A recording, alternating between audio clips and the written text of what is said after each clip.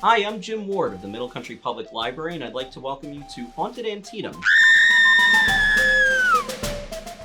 The Battle of Antietam was the culmination of the Maryland Campaign of 1862, the first invasion of the North by Confederate General Robert E. Lee and the Army of Northern Virginia. After Lee's dramatic victory at the Second Battle of Manassas during the last 2 days of August, he wrote to Confederate President Jefferson Davis that, quote, "We cannot afford to be idle."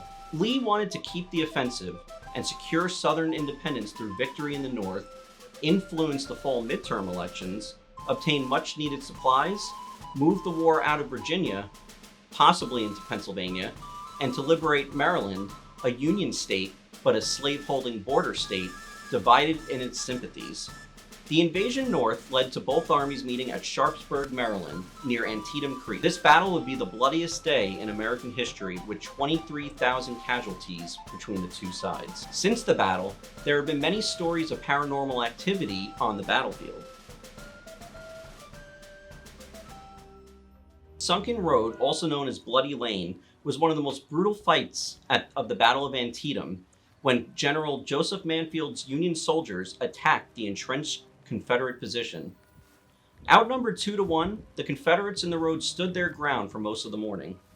Finally, the Federals were able to overwhelm the Confederates, successfully driving them from this position and piercing the center of the Confederate line. However, the Federals did not follow up this success with additional attacks, and confusion and sheer exhaustion ended the fighting in this part of the battlefield. In 3 hours of combat, 5,500 soldiers were killed or wounded, and neither side gained a decisive advantage. Sunken Road was now Bloody Lane. There have been many incidents of paranormal activity by visitors who stop at the Sunken Road. Gunfire and the smell of gunpowder have been reported when no one is on the road or even nearby. One visitor to the battlefield saw several men in Confederate uniforms walking Bloody Lane. He thought they were reenactors until they vanished. The most convincing of reports is one from some Baltimore schoolboys who walked Bloody Lane and heard singing out in the fields. They said it sounded like a chant, or the Christmas song Deck the Halls. They heard a chant similar to "Fa la la la la" sound repeatedly. The area was near the observation tower where the Irish Brigade charged the Confederates with a battle cry in Gaelic, which sounded like the Christmas carol.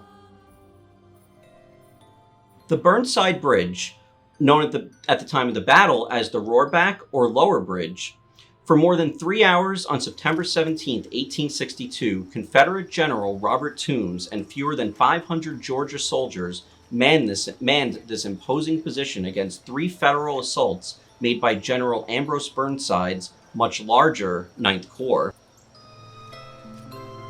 About 1 p.m., with Union soldiers crossing downstream and another attack made on the bridge, Toombs and his men had to retreat. After taking the bridge, Burnside reorganized for 2 hours before moving forward across the arduous terrain, a critical delay.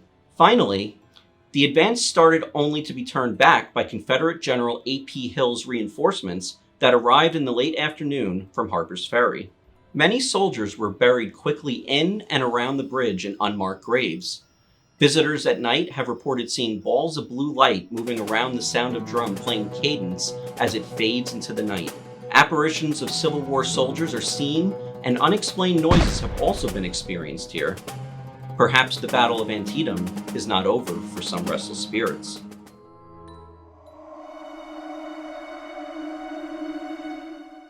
Finally, we come to the Pry House.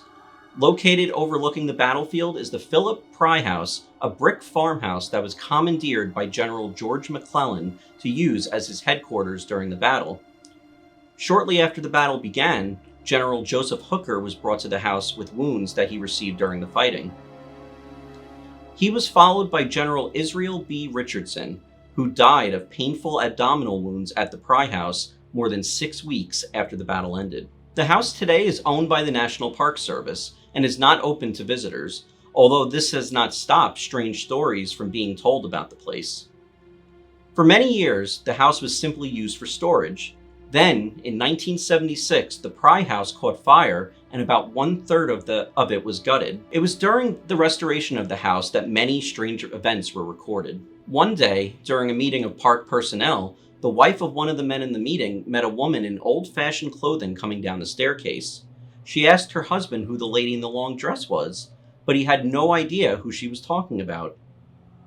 A short time later, workers arrived at the house to see a woman standing in the upper window, the same room where General Richardson had died. They searched the house, and after going upstairs, they realized the room where the woman had been standing had no floor. Could the apparition have been that of Richardson's wife, Frances, who cared for him on his deathbed? It would not be the last time the ghost was seen, and on one occasion, a new contracting crew had to be hired when the one working in the house caught a glimpse of the spectral figure and abandoned the project. Another piece of reported phenomena is that of phantom footsteps that have been heard going up and down the staircase.